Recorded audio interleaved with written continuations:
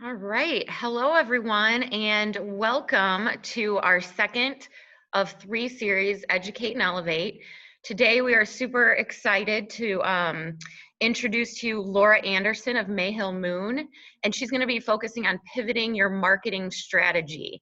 My name's Sarah Mary. I'm with the Manteno Chamber of Commerce, and we're here today with Angela Mori from the Kankakee County Chamber, as well as Stacy Wilkin from the Kankakee County Convention and Visitors Bureau.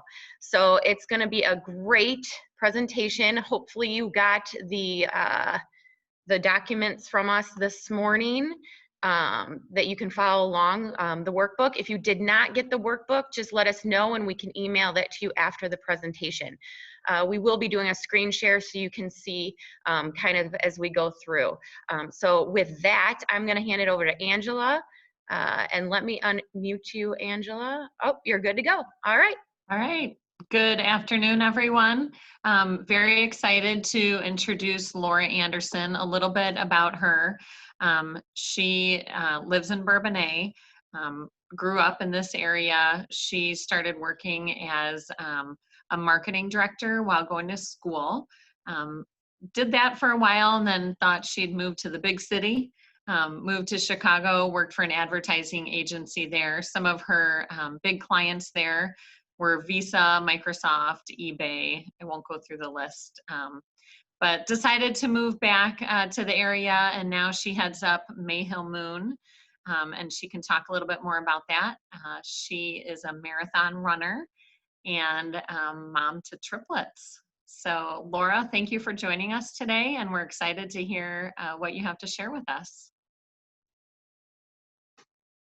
Thank you so much. It's so great to be here. And before I start, I first want to give big thanks to organizations such as the Manteno Chamber, the Kankakee County Chamber, and the Kankakee County Convention and Visitors Bureau. As a new entrepreneur, relatively new, it was one of the first memberships and first purchases I made as a business because it's so valuable to have this type of support, especially as a small business. So I just want to say thank you for resources like this and for providing all of us with this knowledge here today. So thank you for having me as well. So before we get started, I know you're on mute today, but I want to have some interaction because hearing me talk for an hour, we need some interaction. We got to break that up. So just to get comfortable with the chat box and just to make sure you know how to use that, go ahead and jump into the chat box and just say hi. Just let us know your name, say hi, good to see you, anything you want to say. We'll use this chat box about 4 or 5 times throughout the presentation. Lots of those strolling in. And Stacy's going to be my chat reader too, so throughout the time. Awesome. Wow. Rolling in. All right. You guys are comfortable with that. That's great. Now, when I ask questions, they're going to be easy questions, but don't be shy. I want you to jump into that chat box. Okay. All right. So I'm going to do a screen share here.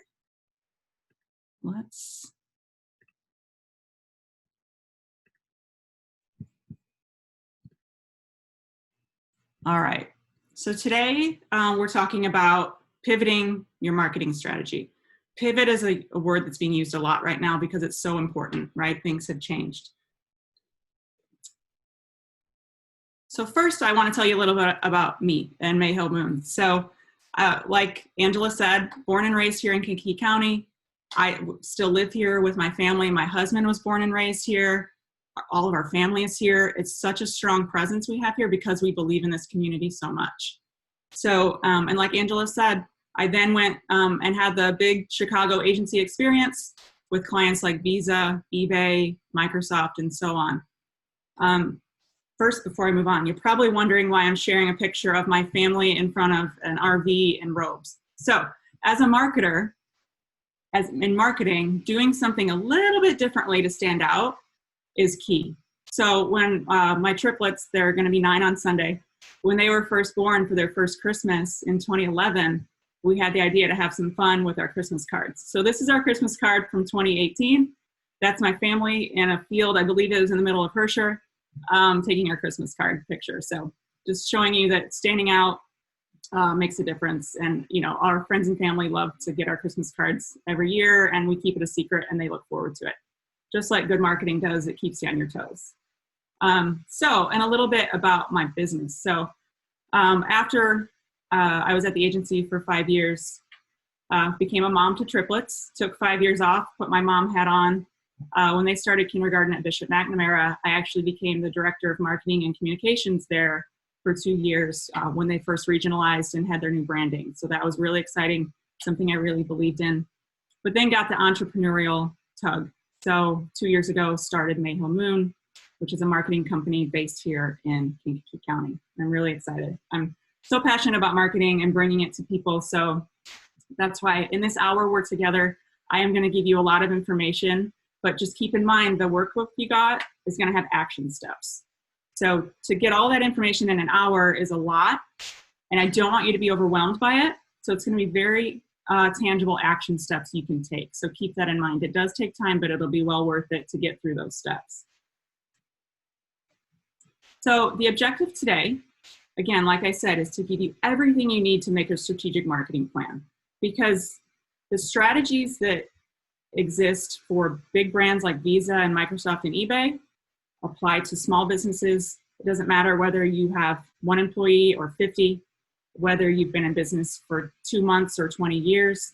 Everything today is going to lead you to a strategic marketing plan that applies to you, okay?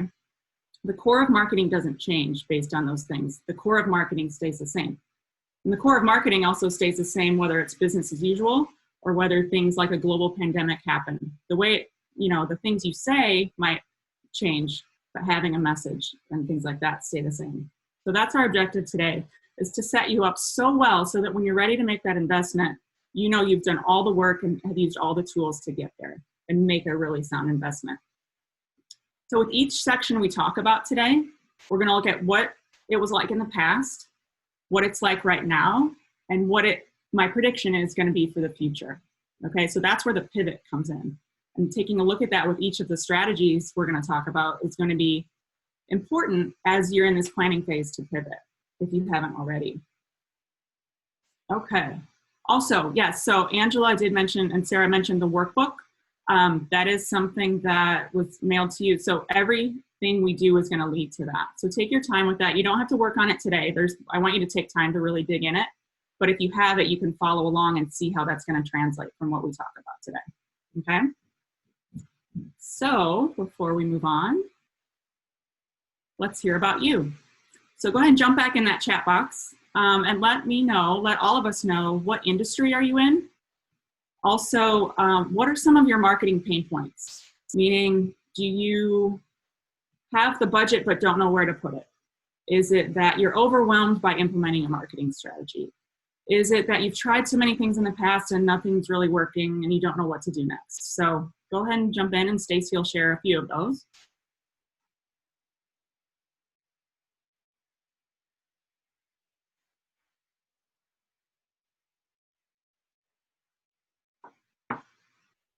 Okay, can you hear me now? Yeah. Laura? Okay, awesome. I'm going to pull this up here.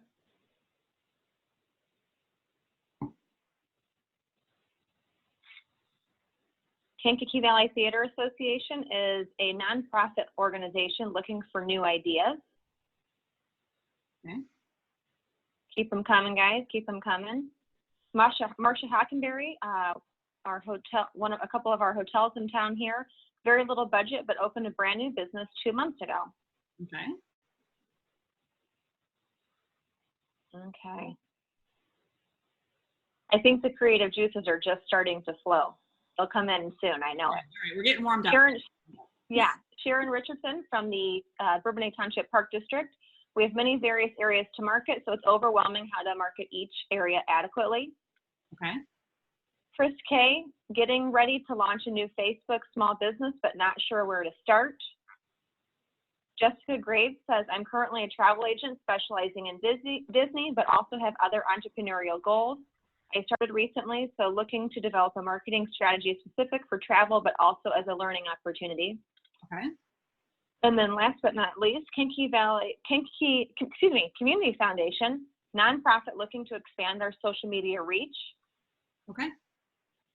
And then, they're starting to pour in now. So you tell me when you'd like me to take a time out. Let's see 2 or 3 more. How about that? Okay. Erica Schultz, Marketing and Sales Coordinator for Riverside Senior Life Communities. Always looking for new and fun ideas to get our messaging out. Sarah Vile, Insurance Agent, trying to break through stereotypes that people have about insurance. Okay. Tiffany, mine is twofold. I work for Olivet Higher Education, but I'm also with Jessica I have a part-time travel business specializing in Disney. All you travel and tourism folks, I can relate to your concerns right now.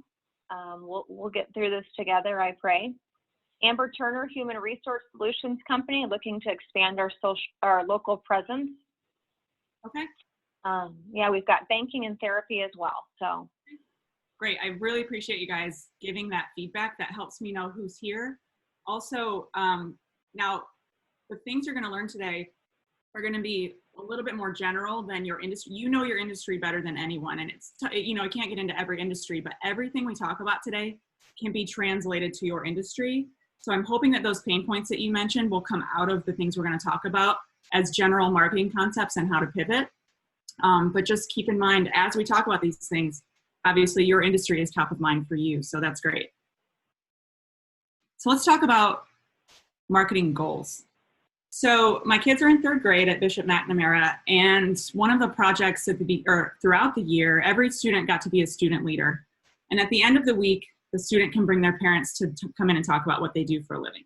And I was excited. I can talk about marketing all day long. I mean, today I have you for an hour. 3rd graders, I was excited, but then I had a whoa moment. They don't know or need to know about budgets and strategy and planning and so forth. So it was almost harder to think, how am I going to tell 3rd graders what marketing is? And then I had a light bulb moment. And here's what it boils down to. And the minute I had that revelation, it seems so simple, but the minute I had that revelation, it has stuck with me ever since. Simply put, marketing convinces people to act. Yes, there's budget that goes into it and research and consumer behavior data, but very simply put, your marketing needs to convince people to act. Now, act is a very broad word, and we're going to get into goals, and that's why it's in the goals section.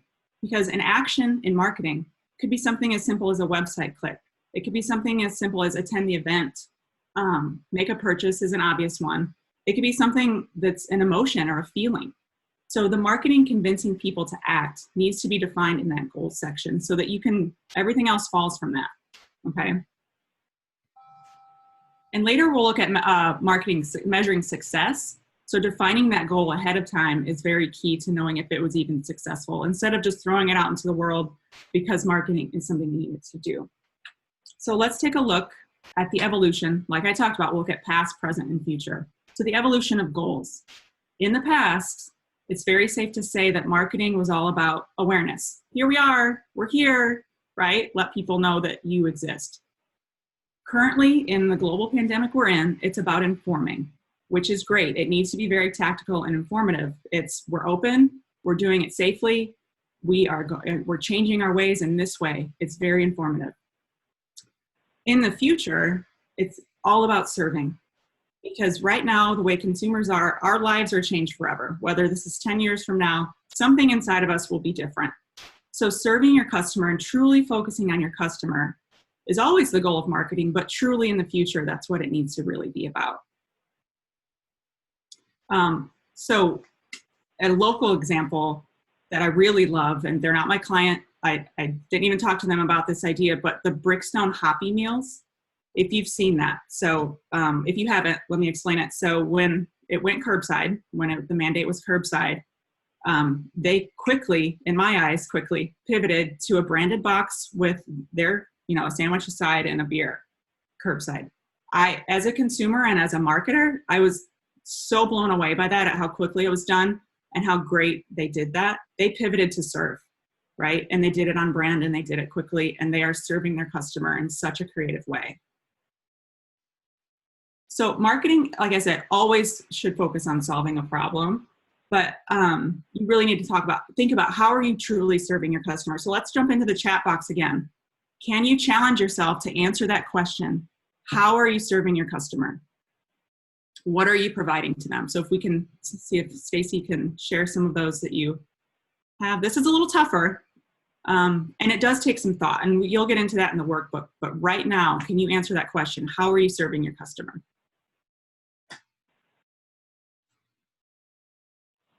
Good customer service from Brian Prairie. The Park District enriches the quality of life for our community from Sharon Richardson. Okay.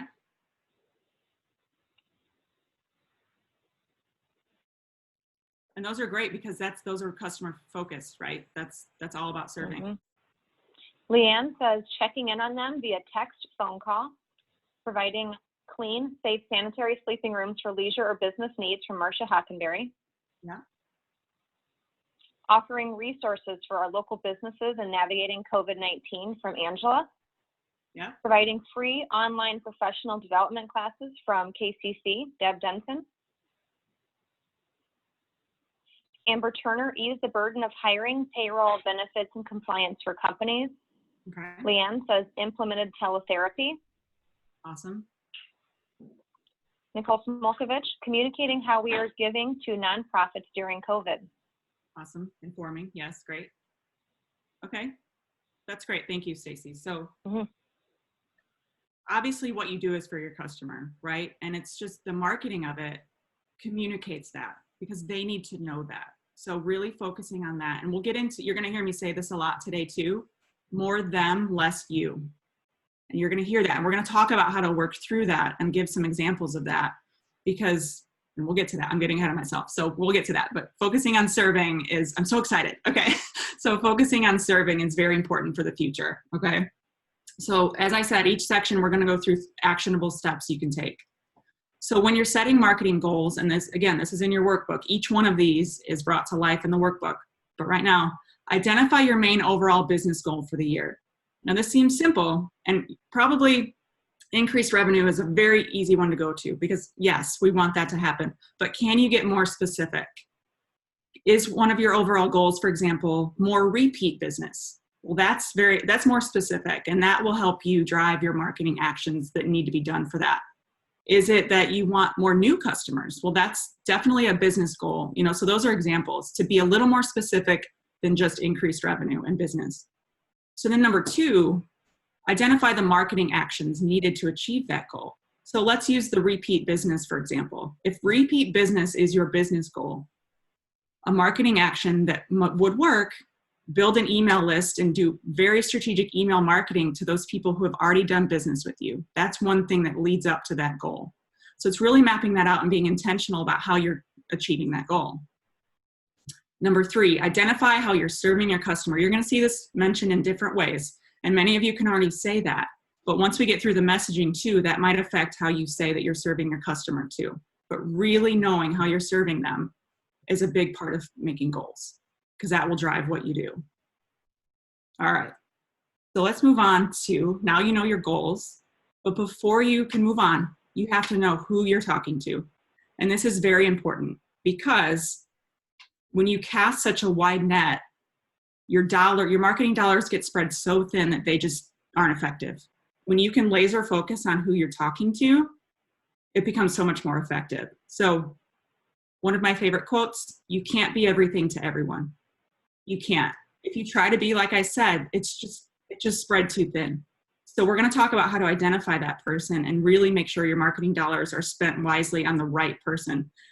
And I should say your ideal consumer, not necessarily your current. If your current consumer is your ideal consumer, great, keep going that way. But if you want a consumer that maybe interacts more or has more repeat purchase or something like that, then that's who you need to focus on with this section. So let's look at the evolution of consumer behavior. So in the past, it was very habitual, right? We all did the things we've always done because we've always done it. So wake up, 5 a.m., do my journaling, work out, get the kids ready for school, drive to Starbucks, bring them to school, log in at work, open Pandora, listen to music, pick them up from school, right? You get the idea. It was very habitual, and that's just human behavior. Now, obviously, it's mandated behaviors. We've been brought to a screeching halt on some things, and things have changed. So we're all home more often, right? We're all online more often. So that's things that have affected our present, where we're at right now. In the future, because of these mandated behaviors, like I said, we are changed forever, whether it's a little bit or, very, very much so. Wants and needs are going to be much clearer in the future. Now, that doesn't mean that we're not going to spend money on wants or that we're only going to buy things we need. Because right now I'm shopping on Target online a lot for things I want, and that's fine, but it's just more defined because we've been told what's essential and non-essential, whether, don't get into that, but it's wants and needs are very clear. So that's something to keep in mind for consumers in the future. How do you convince them it's something they want or something they need to spend their hard-earned money that is now a little different? So when you're thinking about your consumer, you really have to know a lot about them. Now, I'm a data nerd, so I get really excited about consumer data. And consumer behavior was my favorite class in college because it was just about the psychology of it. So knowing as much as you can about them, household income, location, education, family makeup, even hobbies, what do they do for fun? What other brands do they admire? All make up your ideal consumer. So a tool we use with clients is a consumer avatar. You've probably seen this before, but what this does is it gives your consumer a name. Choose a stock photo that you visualize when you think of that person, and then write about his or her life. So I have an example here. I'm gonna move my box here. Okay. So let's say this is for a clothing boutique. So meet Amber. Amber is 37 years old, married, and is the mom of an adorable 5-year-old girl. Every decision she makes revolves around how it will impact her family. She reads ingredient labels and is willing to pay more for high-quality products if it means her family will benefit. After she drops her daughter off at the local private school, she makes a quick trip to the gym before heading home to log in to get work done as a freelancer. Amber is spontaneous, goes on vacations often, meets up with friends on weekends, and thrives on staying connected and in the know. So what does this do, right? So now every marketing decision you make, you can picture Amber. And do you have more than just Amber? Yes, but Amber makes up your ideal consumer. So let's look at Amber's behaviors. So she wants to stay in the know. She'll most likely sign up for an email newsletter because she doesn't want to miss out on the exclusive deals that you had. Or she works from home. She's online a lot. So online ads are going to appeal to her. She's online. So it's things like that that drive your decisions when you can really visualize your consumer. Because it's easy to kind of think they're just intangible or, don't exist because you don't always see your consumer, especially if it's online business or anything like that. So creating an avatar, that's in your workbook as well. We'll talk about that. Now, keep in mind, consumer behavior takes a lot of time. You cannot throw out an ad and expect results immediately. So there's a cycle, go back in, called know, like, trust. Now, if we take out the business of it and think of a person, can you trust a person that you don't like? No. Can you like a person that you don't know? No. So for a brand, you have to go left to right, and you can't skip in line. People have to know your brand. That's the awareness part of it. People have to like your brand. They have to know your tone. They have to know what you stand for. They have to believe in what you believe in and what you're offering. They have to like you, like a person. Then they move to trust. That's where the behavior comes in, where they're interacting with you and making purchases with you and becoming your customer. They trust you. Now the trust section is really hard. That trust phase is really hard to get to, but it takes time. So trust comes from consumer reviews, case studies, testimonials. Those things are really effective marketing pieces to get to that trust factor. All right. Okay, so another thing, let's jump into chat box. This is a chat box section. Stacey, if you could check it out. So right now, think of brands that you interact with. Who are brands that you trust? They could be local brands. They could be national brands, worldwide brands. It could be brands maybe you haven't made a purchase decision with or made a purchase with, but will when that time comes. So let's jump in chat for fun and let me know what brands you trust. Nissan, Apple, Vionic, Safari Cafe. I second that one, Brian Prairie. Target, Disney. Yeah. They're brainstorming again. Okay, I love it. These are all great. I love that it's some local, some national, some worldwide. I'm on board with Target. Mm-hmm. Starbucks, Disney. Okay, so those are good. So keep in mind that trust, even though you didn't know you were being marketed to, even though you didn't know that you were following that way through the know, like, trust cycle, it took a lot of time to get to that trust. And yes, Disney and Starbucks have billions of dollars to put toward that, but it can still be effective as a small business to go through those phases with intention. Again, I bring this up again because it takes time. It's very easy to think that, well, we spent money on this marketing, it should happen right away. And that's not the case. It takes time. So being patient is a big part of that. Let's take a look at some action steps. Again, these are brought to life in the workbook. Number 1, identify the consumer need you're fulfilling. This is a little redundant to how you're serving your customer, but I'd like to say it again in the consumer behavior section because they need to know that. They need to know what you're doing for them. Number 2, there's a whole page dedicated to the consumer anatomy info. Now, if you have this information from customer data, that's great. If you don't, secondary research, meaning research other people have done in your industry, is valuable as well and will most likely translate to your industry in your market. So go ahead and give trust to secondary research as well from reputable sources.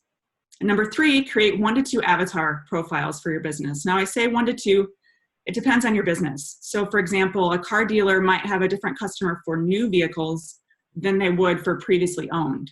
So that's a different customer, right? In a little bit of a way. So having more than 1 avatar is okay. Okay. So now you know why you should market and who to market to, but we need to know how to say it. So we're going to get into marketing message. Marketing message, very simply put, should do 2 things: solve a problem and be very clear. So we all know that people are busy and constantly multitasking, so that's where those 2 things come in. This is not my quote, and I don't have the source. I read so many marketing books, but this is a quote that I saw once that will never leave me. People will buy from you when they feel understood, not when they understand you. So let me read that again. People will buy from you when they feel understood, not when they understand you, meaning you, the brand. So a good example of this is, I believe it was last year, Yoplait had an entire campaign around like real moms. So the commercial was I think was giving her kid chips and he was on a screen, but she hands him a yogurt because, that made her feel good. So Yoplait understands that moms aren't all the Pinterest moms who are all made up and doing the crafts all the time. Moms are real, and we have these real moments. They understood their consumer, so the consumer reacted to that. So that's important there.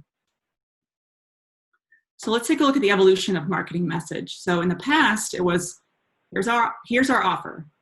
Prime rib is on special. We're doing BOGO shoes. It's an offer. It was very clear cut. Now, again, repeating this again, it's new policies and procedures as you're in that inform goal. As you pivot, because we're serving our customer, it's all about solving a problem. And your marketing message really needs to talk about what problem are you solving, okay? And as I said this before, and I said I'm going to say it a lot, more them, less you. Yes, you can talk about your brand, you should, but how does it apply to your consumer? Because they want to know that. The thing I use on my own when I'm doing any kind of marketing writing or social media posts or anything like that is I use what I call the so what filter, which sounds harsh, but as I'm writing, I think, so what? Why does the consumer care? So a lot of times I'll rewrite it then to think through the eyes of the consumer. So what? And when you answer that question, so what, you're solving that problem and communicating that. So here's an example for fun. A marketing message that might be used by a lot of businesses is, we've been in business for 50 years. So what, right? So what, here's a way you could say that in a way that answers that so what filter. Our experience means you get your car back quicker so you can get your family where they need to go. So what did we do? We still mentioned our experience, okay? Because if it's 5 years, 50 years, 100 years, it's fine. I just want to know you have experience. What problem do they solve? I get my car back quicker. Because yes, my family has to usually go to baseball and soccer and school. So as a family, I want my car back as quickly as possible. I resonate with that as a consumer because it's talking about me, okay? So one of our clients is Sleepwise Consulting. They're based here in Kankakee County. The founders have grown up here all their lives as well. But they serve worldwide. They do sleep training for babies, kids, and adults. Rock solid team, great team in Australia, US. Thousands of families have been helped. So when we started working with them on their marketing, we realized with our research that moms had guilt for reaching out for help. Now, if we have moms on here, you can probably relate. My baby's not a great sleeper. I should probably try to figure that out on my own, right? I mean, that's obvious. Or you were also thinking, well, just being tired is a part of motherhood. So being rested, you kind of felt guilty that you were the rested mom. Our research showed that. And I notice I'm saying mom because we know that our consumer, our influencer in that household to get that sleep training was mom. So we focused on her. Even if you search the hashtag tired as a mother, there are thousands of that used on social media. There's even apparel that celebrates being tired. So what we did, we flipped it upside down and we created rested as a mother to celebrate the end result. So yeah, mom wants to know that her baby's going to be rested. She doesn't need to know the process right off the bat in the marketing message. Eventually she does, but she needs to know to make that purchase decision that being rested as a mother is possible and Sleepwise can make it happen. And so it started an entire movement among the mom community that celebrating rest is okay and being rested is okay. So our message focused on her, it focused on the end result of the problem that Sleepwise was solving for moms. So that's one of our biggest successes that we're really proud of because it was something that, it was just a light bulb moment that moms needed that okay. So again, if you're a mom, you can probably relate. We're probably all still tired, but we know that, there's an option for being rested. Because one of my favorite marketing quotes, and I love quotes and data, but one of my favorite marketing quotes is, people don't buy drill bits, they buy holes. So if someone goes to Lowe's, yes, they're gonna go buy a drill bit. But why do they really need that drill bit? Because they need a hole in their wall to hang a picture. So the drill is the means, the end is the whole. So in marketing, you've got to focus on the end. The means can come through, they need to understand it at some point, but not in your initial marketing message that's staying simple. So always keep that in mind. So let's break it down into 3 action steps for marketing message. The first is to identify the end result and problem-solving aspect of your offering. Like rested as a mother, that's the end result. So focus on that. How can you get to that part of your message? Number 2, and I'm sure you've heard of an elevator speech. If you haven't, I'll explain it. So craft an elevator speech for your brand, but also share it with your team and really own it. Really all know it. So an elevator speech is a succinct message. It means the time you start your elevator ride, you would start talking about whatever you're talking about, and you would finish by the time you got to that top floor. It's just another way of saying, how can you have a succinct message about what you do? And that's so key because you can probably talk for hours, like I'm talking for hours about marketing, talk for hours about how great your business is. But when you craft it in a succinct way, that will help you practice your marketing message. Another one is analyze your current marketing and adjust it to a more them, less you message. So in your workbook, there's a page where you can write down some of your current marketing, whether it's a tagline, whether it's a social media ad you have out there or a piece from a brochure. Write it down and then rework it so that it becomes more them, less you. And that takes some getting used to. It really does. And again, it doesn't have to say nothing about you, but it really should focus on them and the end result. So that's my challenge to you in marketing message. Okay, so now we know why we need to market, we know who to market to, and we know what to say, but what about putting it into the world? So the key to effective marketing is surrounding your target audience. And again, like I said, one ad and expecting results is not realistic. So the thing that I love to say here, and this is, I live and breathe this constantly, it's better to reach one person 10 times than 10 people one time. So let me say that again. It's better to reach one person 10 times than 10 people one time. You're probably thinking, well, 10 people coming to my door is more money than one person coming to my door. But the thing is, the key point is they only saw your message one time. So they're not going to act. That one person seeing your message 10 times, they move through that cycle. They move through that know, like, trust. And they are more apt to act than the 10 people who saw your ad one time. So focusing on strategy instead of being broad is very important in marketing implementation. So let's take a look at the evolution of marketing implementation. So in the past, again, it was anywhere, anytime. Now it's based on mandates and restrictions, obviously. In the future, it's going to be based on those new consumer behaviors. If companies are letting their employees work from home more often, they're online more, that's a new behavior that needs to be thought of. So that's all going to come to light soon, but just being ready to pivot on those new behaviors is key in your implementation. So one of the tools, like I said, surrounding your audience is very important. One of the tools we use is called the 360 overview. You want to surround your audience with the same message in different ways so that they are compelled to act on that one goal. So again, this is in your workbook. So this is an example. So let's say your goal was to increase event attendance. Pull it back to 30,000 feet and see how are they going to hear about that event. So this is just, again, hypothetical. Paid social media, organic social media, website, store signage, guerrilla marketing. It goes on and on. And you can have more than 8 circles. You can have 20 circles. That's great. And it's paid and unpaid efforts. It could be word of mouth. It could be your sales team making phone calls. But don't go less than 4 or 5 because that defeats the purpose of surrounding your audience. Okay. Let's see. Another part of the consumer journey in the implementation is, this is a very popular funnel in sales and marketing. So this is another consumer journey they have to take with your brand. They have to go from top to bottom. And again, like know, like, trust, they cannot skip in line. They can't go from awareness to being your advocate. They have to interact with you. And the other key is you have to work to push them down that funnel. So awareness, there's awareness marketing that needs to happen. They consider you. That's where it takes time, right? They're not just going to act right away. Now the consideration phase, the time it takes, if I'm just buying a pack of gum at the gas station versus buying a car, my consideration is different based on the purchase price, obviously, or repeat purchase. Then conversion, how are you converting them? The next, are they loyalty? Are they making that repeat purchase? And are they your advocate? Are they telling other people about it through, reviews and word of mouth?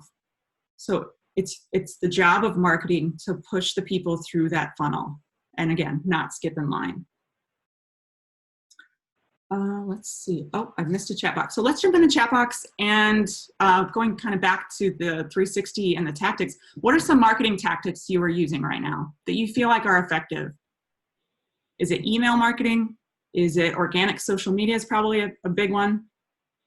Is it your website is really strong and people actually go there? So let's see what Stacy has. They're brainstorming. Okay. 2 emails, video, social media, both paid and organic. Okay. And again, think of paid and unpaid. It doesn't have to be paid for. Yep. Email, Facebook, Instagram, Facebook groups, word of mouth, Okay. social media, radio, website, and newsletter email. Email, social media, both organic, and then website. Okay. Great. And then website, email, YouTube, Facebook, and social media. Okay. A lot of online, which is great. I mean, that's where things are going, and that's a little easier to implement as well. So that's good to know. Okay. Thank you for participating. So another one of the reasons why it's important to surround your audience to keep in mind, and as they move through this experience, is they're not going to see your ad every time. Just because grandma calls and says she saw your ad doesn't mean everybody did. Just because you saw it, you were looking for it. Or just because, a lot of times when I'm watching the Super Bowl with family, a commercial will resonate with people, but then 2 commercials later, I'll ask them, did you remember what it's for? And if not, that's fine, because they probably weren't their consumer. I'm not the Doritos consumer. So keep in mind, they're not going to see it every time. It's not going to resonate with them every time. The other thing is they need to hear it more than once during that consideration phase. And number 3, they're not always ready to take action. So, car marketing on TV is insane. I mean, they spend billions of dollars on television commercials because they know when my car breaks down, I need to be ready to know who I'm going to make that purchase with. So they are surrounding you, right? So it takes time. All right. So here are 3 action steps you can take for your marketing implementation. 1, create a marketing calendar for 6 to 12 months. I love to look at things from 30,000 feet, whether that's your 360 marketing or your calendar. So in your workbook, there's boxes for each month. Take a look and think about what's your focus for that month. The other is complete that 360 overview, and do that for every big goal you have. If you have an event in January, create a 360 overview for that. If you're launching a new product in November, do a 360 for that as well, because each goal should have its own 360 to surround your target audience with that message. The third one, analyze your customer experience through the funnel. So in your workbook, again, so with each of these boxes, I have a 1 to 10 scale on each one. 1 is we're really not great at this. 10 is we are exceptional at this phase. What this does is, and I want you to revisit it every quarter, what this does is if your awareness is really high, but your advocacy is really low, maybe you need an affiliate program for that, to help that. If your awareness is really great, but your conversion is really low, maybe your call to action isn't strong enough to make that conversion. So analyzing it every quarter is very important to see where you should focus coming up. Okay, now we know why to market, who to market to, what and how to say it, and how to put it into action. Now what about the investment? So the great thing is that you've done all this work to lead up to this. You've done all the strategy behind it. So when it comes time for you to make a marketing decision that has investment involved, you know that it's the right way. So when you've narrowed down your consumer, you know that you're talking to the right person when you spend that money on your marketing. So that's what's very important about it. Always be intentional and strategic. Knee-jerk reactions to marketing because someone approached you about something is fine, but it's not going to be effective. So if you're intentional and strategic and plan ahead with all the work you've done to this point, the money you spend will be well spent. So let's take a look at the evolution of your marketing investment. In the past, safe to say it was an obligation. Yeah, we should probably run some ads because, we're having a sale or things like that, right? Now it's cautious, obviously. Your budgets might not be the same. Your business might not be generating as much revenue, and that's fine. And being cautious about it right now is a smart thing to do. Being strategic though, because like I said, you've done all the work with your investment, is going to be key for the future. So when you make that investment though, instead of just throwing money to it, even though you know it's strategic, you still need to know the types of return you're going to get with that. So a big one that's hard to measure is positive brand perception. If your awareness on that funnel is really low, an awareness campaign will have big returns on your positive brand perception, especially as they move through that know, like, trust. Another type of return is inquiries. So if your marketing leads to inquiries, this is where that bridge between marketing and sales really comes in. If it's leading to inquiries, but your sales team can't close the sale, well, marketing did its job and got to the inquiry. It's maybe take some sales team training or some more communication about how to close that sale. The third one is an easier one to track and is one that people would expect. A type of return would be increased revenue for your business. So how do you gather that data? One, surveys. So in your workbook, there's actually a section for different types of questions to ask on a survey. SurveyMonkey is great and effective. You can do that through surveys. This is a big one for the positive brand perception. You can ask a lot of questions about your brand that would be a little harder to come across that data for that return. So surveys is great for that. Another one, year-over-year comparison. But keep in mind, Q2 2020 compared to Q2 2019 is out the window, because Q2 2020 right now is completely different than we ever expected. So you have to keep in mind, obviously, the things going on in the world, any big changes in your business that were out of your control as you compare that. You can also do quarter over quarter. That works too if it's comparable. Just keep in mind it needs to be comparable to really tell you things to make those decisions. Another one is demand. If you created marketing around a new service, perhaps, and demand is really high, that's data. That shows you that your marketing was effective. So here are some action steps to take with your marketing investment. Just like the calendar, map out your marketing budget for 6 to 12 months. There's a section in there, I have it, your total marketing budget, and then break it down. Break it down to paid advertising or design or fees or things like that. To really, again, that's so that you know, for these 12 months, we have this to spend and this is how we're going to spend it, instead of that reactionary approach to marketing. 2, create a post-purchase consumer survey to measure ROI. Again, there's a section in there. Really dig into some questions that you can use. Keep in mind, ask questions that will really give you data that you can use. Don't just ask things that are good to hear. Ask things that will help take the subjectivity out of your future decisions, because then that will really make it useful. And number 3, analyze your comparable, very key word, year-over-year data. There's a sheet in there. So data could be social media followers, it could be revenue, it could be inquiries, it could be website visits. Whatever is valuable to you as data, look at it year-over-year and decide, okay, and use that data to really make your decisions going forward. Woo, okay. I know that was a lot. And like I said, I could talk about marketing and data and quotes for days, but my hope is that you have the right action steps to take to really feel like you can implement this. Because I know as a business owner, and some of you are marketing managers, business owners, solopreneurs, to take on something big like a strategic marketing plan could be really stifling, so stifling that you don't want to do it.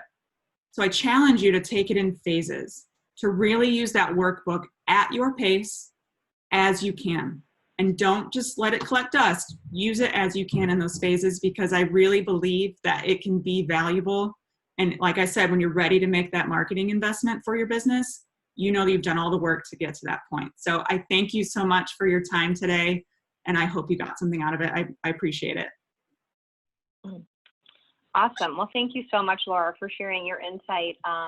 You know, you learn something new every day, and I think as we are pivoting, you know, the word of the century, the word of this year for sure, it's important to have all these conversations. I guess we have a couple minutes left. I would love to open it up for questions if anybody wanted to type something in.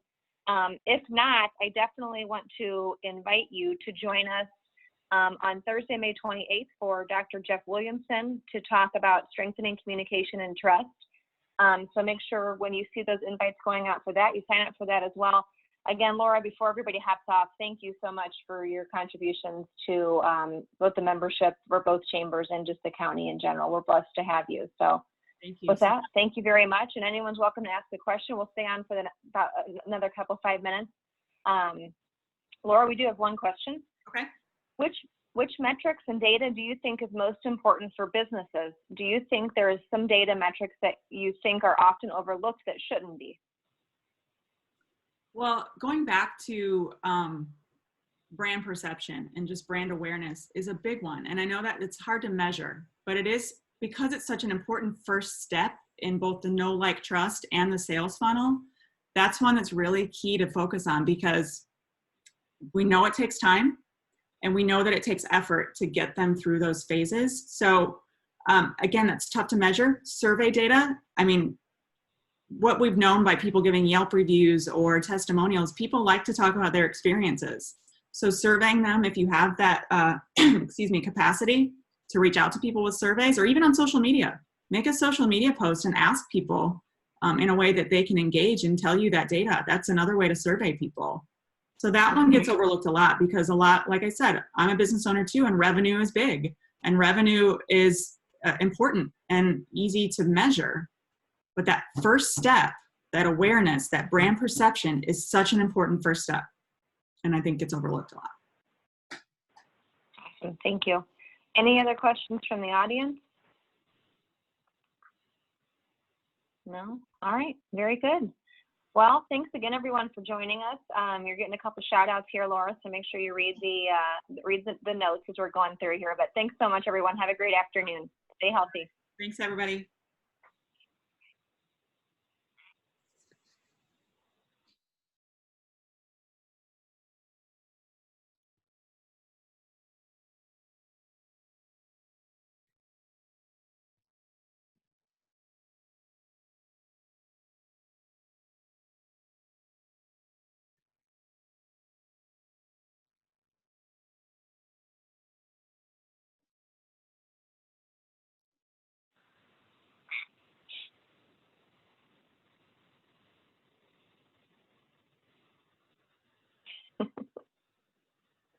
Alice, I'm kicking you out here.